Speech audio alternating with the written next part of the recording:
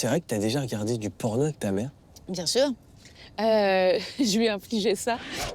Bonjour Rosa! Salut! Bienvenue! Merci. Merci beaucoup d'être là. Petit check. Avec Bienvenue. plaisir. Regarde, je t'ai préparé une. Oh, waouh! Regarde, je t'ai préparé une petite plaide derrière. J'ai Oh, appris que génial. tu es une jeune maman. Oui. Là, et donc, on a décidé de te mettre bien, un peu comme dans un spa. T'as ton plaid, Ah, c'est voilà. trop cool. Ce tournage-là dans Tall Taxi, c'est pas juste un prétexte de partir 30 minutes de la maison et de Si. respirer un petit peu? Ah, pourquoi pas? Plutôt de mon mec que de mon bébé. Ok, ça annonce la couleur. Bon, en tout cas, merci d'être là. On va vite décoller. On va parler de tout ton parcours. On va parler de Dédoublé, ton spectacle. On s'attache et on y va? Ouais. Allez, c'est parti. Rosa, j'aimerais que tu me parles, dans un premier temps, de ton enfance. Tu dirais que tu étais quel genre de jeune fille? Tu étais assez timide, on m'a dit, non? Oui, je pense que j'étais une enfant assez introvertie, très dans les jupes de ma mère et un peu bouboule. Et donc, je me faisais traiter de grosse vache à l'école. Et c'est pour ça que j'ai fait du théâtre, Ok. pour pouvoir un peu sortir de ma carapace. C'est quelque chose qui m'a accompagnée toute ma vie, je pense, Ah ouais? le rapport au corps. Ouais, ouais. J'avais tout le temps des remarques des costumiers, des stylistes qui me reprochaient de ne pas faire du 34-36 parce que eux, ils avaient prévu des tenues types dans leur dressing qui venaient de showroom et que je compliquais le boulot de tout le monde et que j'allais jamais avoir des premiers rôles, que je pouvais faire la bonne amie bien sympa, la rondelette pulpeuse, mais que voilà, je serais pas l'héroïne. Et donc en devenant actrice, j'ai à nouveau eu beaucoup de difficultés à accepter mon corps. Ouais. Il y a une petite pochette à côté de toi, normalement. Ouais. Voilà. Je te laisse regarder ce qu'il y a à l'intérieur. Les liaisons dangereuses, waouh! C'est mon premier gros rôle. Ça avait été monté au théâtre par John Malkovich. Mhm. Et j'ai eu la joie de jouer Cécile de Volanges. Et donc ça a été mon premier grand rôle de comédienne au théâtre. Et je pense le rôle qui a fait que j'ai continué dans la carrière de comédienne. Parce que sinon, j'aurais peut-être fait autre chose, des études de psycho, je serais devenue psy, j'en sais rien. Comme, Ah ouais? tous les Ashkénazes. Et j'ai pu faire autre chose de ma vie. Et merci John Malkovich. Ouais, c'était génial. Je suis toujours en contact avec lui. Il m'a beaucoup appris. Ouais, c'est quelqu'un d'extraordinaire, de très drôle. Et je pense que après, plus tard, j'ai pu parler de sexualité sur scène en faisant du stand-up, c'est aussi parce que dès le début, il y avait quelque chose qui était joyeux lié à ça. Quand il me dirigeait en donnant juste des noms d'animaux, il disait plus écureuil. Ah, ouais. C'est ouf. Ouais. Et t'arrivais à comprendre ce qu'il te demandait de faire. Oui, on avait un langage C'est scripté. fou, Ouais, non, vraiment un grand monsieur. Après, tu décides de continuer, etc. Et un des thèmes que tu préfères évoquer, c'est le célibat. Je pense que ce qui me plaisait dans le célibat, c'était de vraiment partager la loose. Ouais. La loose des rencontres sur les applis foireuses et des mecs qui ressemblent pas aux photos, qui sont moches. Et c'était une source d'inspiration incroyable. J'ai eu peur au moment où j'ai rencontré l'homme avec lequel je suis aujourd'hui de cesser d'être drôle, quoi. J'avais pas de blague sur lui, il est trop bien. Je me disais, merde, il est déconstruit, et puis il est gentil, puis il est attentionné. Quand j'étais célibataire, je pouvais dire, les mecs, tous des connards. Et là, je me disais, est-ce que je suis crédible? Alors qu'en fait, j'ai trop envie de poster des photos de nous sur la plage. Ouais. Donc voilà, non, ça a été un ajustement. Mais au final, on peut être drôle en étant heureuse, ce qui est une bonne chose. Et puis on a toujours de toute manière de l'angoisse. C'est bien. Quoi qu'il. Quoi qu'il. Ouais. Plus tard, tu décides de créer les mecs que je veux ken. Les mecs que je veux ken. Comment tu as cette idée, ce pitch en fait de base? Ça vient d'où? Ça parle d'un truc? Ça vient de cette grande période de célibat où je me suis questionnée. Je me disais, je suis quand même toujours attirée par le même type de gars, des artistes, des mecs qui ont la lumière, qui montent sur scène. Et je me disais, mais j'ai envie de décrypter ça, ou est-ce que ce que je vois quand je suis dans le public et que je les vois rayonner, ça survit à 1 heure de conversation dans un podcast où je peux poser les vraies questions, comment les dénuder. Et puis aussi, je me disais, il faut un titre franc, Et je me disais, je vais leur lire des poèmes où je leur dis pourquoi je les désire, pourquoi j'aurais envie de sortir avec eux, de les séduire et voir comment ils réagissent. Et en plus, les invités de la saison 1, c'était des humoristes et parfois un peu bonhommes, quoi. Donc ils étaient hyper chamboulés, ils n'avaient pas l'habitude d'être objectifiés comme ça, quoi. Donc il y avait une dimension un peu féministe. Et puis dans Ken, il y avait aussi l'idée de les malmener, en fait, qui se retrouvent un peu dans un corner face à leurs contradictions.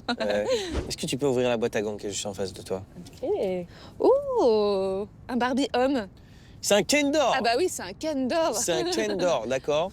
Non mais je suis trop fière d'avoir mon Ken d'or. C'est ton Ken d'or. J'aurais peut-être jamais l'Oscar ou le César, mais j'aurais toujours mon Ken d'or. Le Ken d'or sera toujours à tes côtés. Donc ceci est un Ken d'or. Et je vais te demander, parmi tous les mecs que tu as voulu ken, à qui décernerais-tu le Ken d'or du mec le plus drôle? Guillermo Guise, c'est peut-être l'invité de mon podcast le plus drôle. Il me fait mourir de rire. Oui, homme le plus drôle du monde, Guillermo Guise. Ok. Parmi tous les mecs que tu as voulu ken, à qui décernerais-tu le Ken d'or du mec le plus sexy? Il y en a plein. Mais allez, Alexandre Kominek.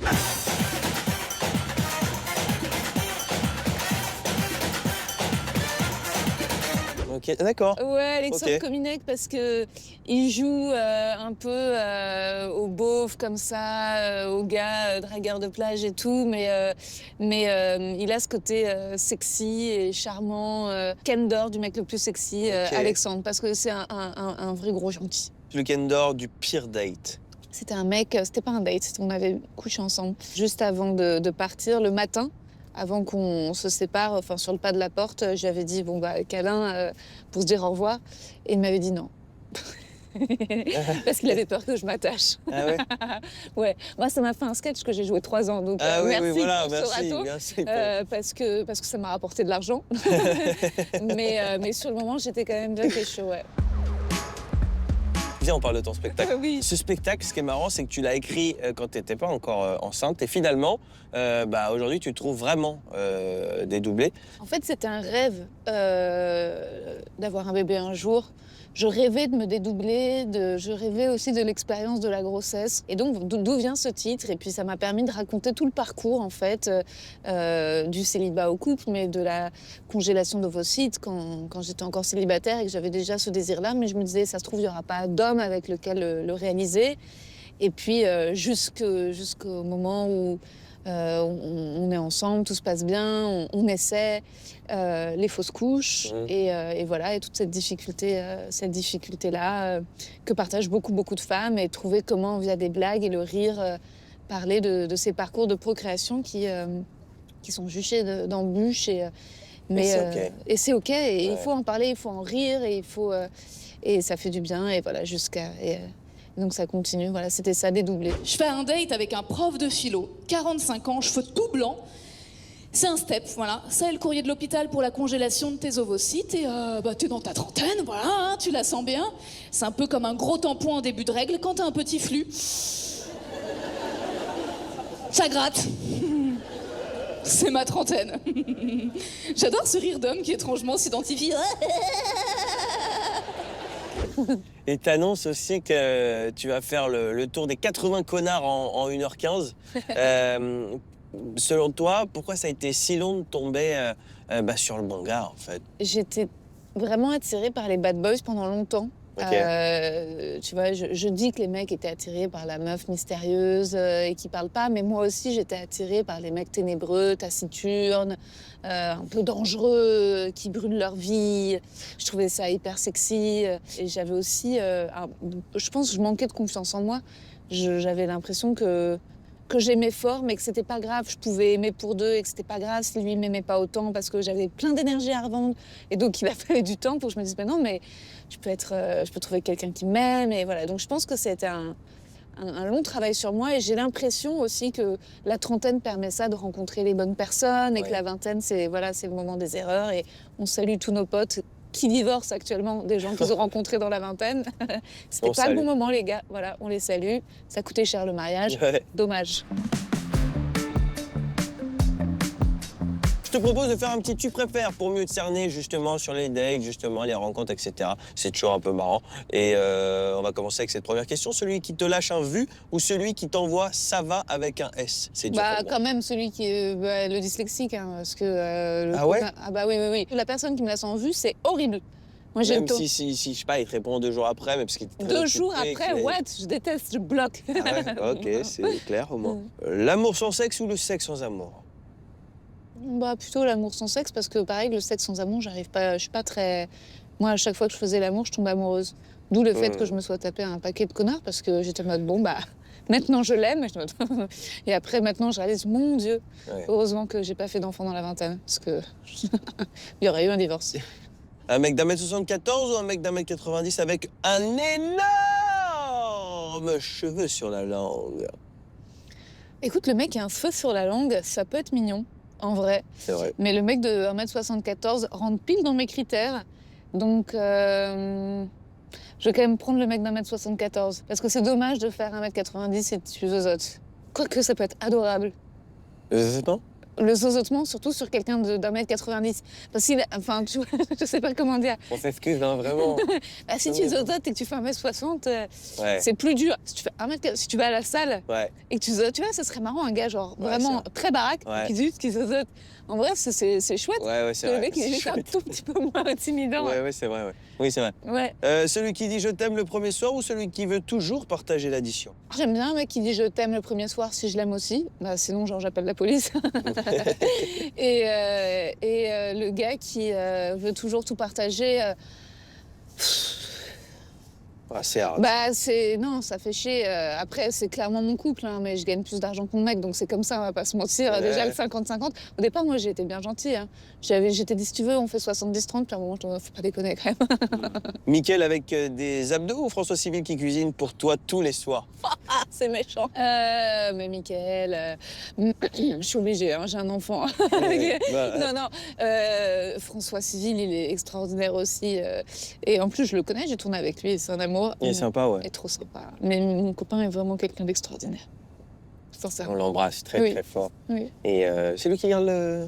C'est lui qui garde le petit bébé, et il arrive, et puis il y a ma mère. Et, Oh, c'est beau. Non, mais vraiment, il est super. Eh bien, écoute, merci d'avoir répondu honnêtement au Ouais. tu préfères. On reprend la route. Juste, j'ai vu une info sur toi. C'est vrai que tu as déjà regardé du porno avec ta mère? Bien sûr. Je lui ai infligé ça. Ma mère était en rémission d'un cancer du sein, tu vois, pour tout le contexte. Ok. Et donc, je cherchais, à la faire rire, à la divertir, à ce qu'on s'amuse. Et je lui ai dit, attends, maman, viens, on commande du porno ensemble. Elle voulait pas l'accepter parce qu'elle est juste trop marrante, trop bonne joueuse. Et donc, on a regardé, je lui ai montré du porno et elle était horrifiée. Et on a tellement ri ensemble. Elle est un peu traumatisée quand même. Bah ouais, tu m'étonnes. Ouais. Mais bon, expérience assez exceptionnelle. Ah ouais, Voilà, si elle avait besoin d'être divertie à ce moment-là de sa Ça vie, je pense lui a que c'est changé réussi. les idées. Ah, c'est clair. Voilà. Je te laisse prendre la tablette. Coucou Rosa. Quand j'ai vu Stella hier te fixer avec autant d'admiration et rire quand tu disais A-E-I-O-U, mais rire, je me suis dit qu'elle avait tout le sens de l'amour et de l'humour. Toi et ta petite étoile en hiver, vous me comblez de bonheur et de joie dans ce monde qui tourne parfois à l'envers. Je vous embrasse fort, je vous aime. Ouais, trop mignon. Ah, c'est trop mignon. Ah, j'ai les larmes aux yeux. Bah oui, je mais vois. Bah, en même temps, le massage d'une maman, c'est tout. On peut pas faire mieux. C'est une grand-mère exceptionnelle. Franchement, elle est géniale. Elle me donne tellement confiance en moi. Avant d'avoir un bébé, les gens m'avaient dit « Tu verras, attention à la famille, parce qu'ils te disent tout le temps comment faire. Ils te disent tout le temps « Mais non, Ça fais peut pas être une comme ci, pression fais en comme plus, ça. ouais. » Et moi, tout de suite, elle m'a félicité sur tout ce que je faisais. Ouais, c'est Elle était cool. là, oh, regarde comme elle te regarde, tu fais ça bien. Et c'est plutôt elle qui était là, peut-être que je fais pas ça bien. Ou... Non, c'est extraordinaire. C'est vraiment. Elle est trop mignonne. J'invite évidemment les gens à venir découvrir ton spectacle Dédoublé, qui est exceptionnel. On peut venir te voir en tournée à partir du 17 janvier Oui. et à Clermont-Ferrand. partir du 20 janvier au Paradis Latin à Paris. Ouais. Euh, Tu seras là, j'espère. Mais franchement, à Paris, je viendrai avec grand plaisir. Cool. Je trouve ça très sympa. Et je tiens à te remercier d'avoir pris le temps d'être. Ah bah moi, je suis trop contente. ici. Et en plus, je Je suis repars tellement heureuse avec de mon cadeau, de le mon Ken quête d'or. d'or. Non mais c'est Voilà. dingue. On finit toujours, Rosa, par un petit selfie avec la tablette avant d'arriver à la destination. On Bah peut oui, faire le oui, selfie. bien sûr.